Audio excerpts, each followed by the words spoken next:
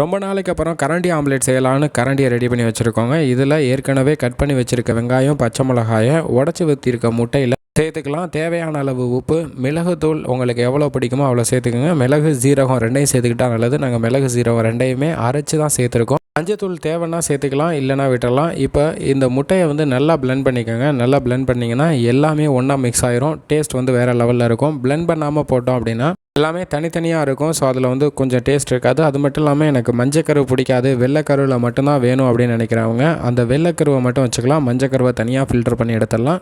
அதை உடைக்கும் போதே நீங்கள் பிளான் பண்ணிங்கன்னா மஞ்சக்கருவை தனியாக எடுத்துகிட்டு வெள்ளைக்கருவில் மட்டும் இந்த ஆம்லேட் செய்ய முடியும், கரண்டி ஆம்லேட். இப்போ கரண்டியை அடுப்பில் வச்சாச்சு. கொஞ்சம் தேவையான அளவு எண்ணெய் ஊற்றிக்கிறோம். எண்ணெய் ஊற்றணுங்கிற அவசியமும் இல்லை. இந்த கரண்டி நல்லா பழகாதனால நம்ம எண்ணெய் ஊற்றிருக்கோம், இல்லாட்டினா ஃபுல்லாகவே பிடிச்சிரும். ஸோ கொஞ்சம் தேவையான அளவு எண்ணெய் ஊற்றிட்டு ஃப்ளேமை ஹையாக வச்சுக்கோங்க. இந்த எண்ணெய் நல்லா கொதித்ததுக்கப்புறம் நம்ம பிளெண்ட் பண்ணி வச்சுருக்க முட்டையை அதில் ஊற்றலாம். அதில் ஊற்றும்போது நீங்கள் ஊத்தாப்பா மாதிரி வேணும் அப்படின்னு நினச்சா சைடில் மட்டும் ஊற்றிட்டு ஒரு இதாக எடுத்துக்கலாம். இல்லை எனக்கு ஃபுல்லாகவே கரண்டியில் இருக்கக்கூடிய முட்டை வேணும் அப்படின்னு நினச்சா அது மாதிரி ஃபுல்லாக ஊற்றுங்க. அந்த சைடில் பாருங்கள், சூப்பராக அப்படியே வெந்து வருது பாருங்கள். இதை பார்க்கும்போது முட்டை பிடிக்காது, எனக்கு திங்க மாட்டேன் அப்படின்னு சொல்கிறவங்க கூட விரும்பி சாப்பிட்ற லெவலுக்கு இந்த முட்டை வேறு லெவல் டேஸ்ட்டாக இருக்குங்க.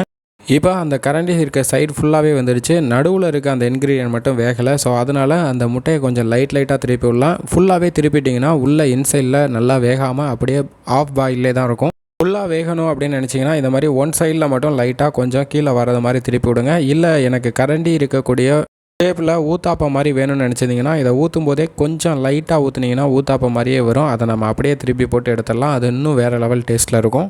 இப்போ இது வேகிறதுக்காண்டி கொஞ்சம் கொஞ்சமாக அப்படியே கீழே திருப்பி விடுங்க. இப்போ நல்லா பாருங்கள், ஃபுல்லாகவே பாயில் ஆயிடுச்சு. இதுக்கப்புறம் நம்ம என்ன பண்ணலாம் அப்படின்னு பார்த்தீங்கன்னா மொத்தமாகவே அதை திருப்பி விட்டலாம். இதுக்கு அப்புறம் உள்ள டைமிங்கில் உள்ளே இருக்க இன்க்ரீடியண்ட்டும் ஃபுல்லாகவே உள்ளே இருக்கிறத பற்றி நம்ம கவலைப்பட வேண்டியதே இல்லை. ஏன்னா உள்ளே மிளகுத்தூள், உப்பு, மஞ்சள் இதெல்லாம் ஆட் பண்ணி எல்லாமே பிளெண்ட் பண்ணியிருக்கோம். ஸோ அதனால் நல்லாவே மிக்ஸ் ஆகி வேறு லெவல் டேஸ்ட்டில் இருக்கும். இந்த ரெண்டு சைடுமே வெந்ததுக்கப்புறம் உள்ள இன்சைடில் எப்படி இருக்குது அப்படிங்கிறதையுமே நம்ம பார்க்கலாம். உள்ள இன்சைடில் பார்த்திங்கன்னா அது வேறு லெவலில் இருக்குங்க. இப்போ நம்ம திருப்பி விட்டாச்சு, நல்லா வேகட்டும். இந்த சமயத்தில் எண்ணெய் பத்தலை பிடிக்கிறது மாதிரி இருந்ததுன்னா எண்ணெய் கொஞ்சம் லைட்டாக ஆட் பண்ணிக்கலாம். இல்லை நல்லாவே வெந்துருச்சு அப்படின்னா நீங்கள் எண்ணெய் ஆட் பண்ண வேணாம். எண்ணெய் ரொம்பவும் சேர்க்க வேணாம்.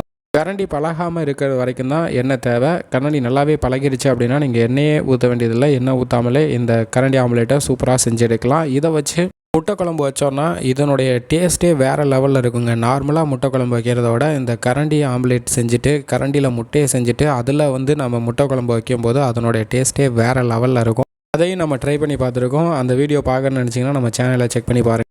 இப்போ இந்த வீடியோவில் கரண்டி ஆம்லேட் ரெடி பண்ணியிருக்கோம். இதில் வெங்காயம் ஃபுல்லாகவே உள்ளேயே நல்லா பாயில் ஆகி வந்திருக்கும். இப்போ பெர்ஃபெக்டான கரண்டி ஆம்லேட் ரெடி ஆயிடுச்சு. வாங்க இதை டேஸ்ட் பண்ணி பார்க்கலாம். இது வேறு லெவல் டேஸ்ட்டில் இருக்குது. நீங்களும் ட்ரை பண்ணி பார்த்துட்டு ஃபீட்பேக்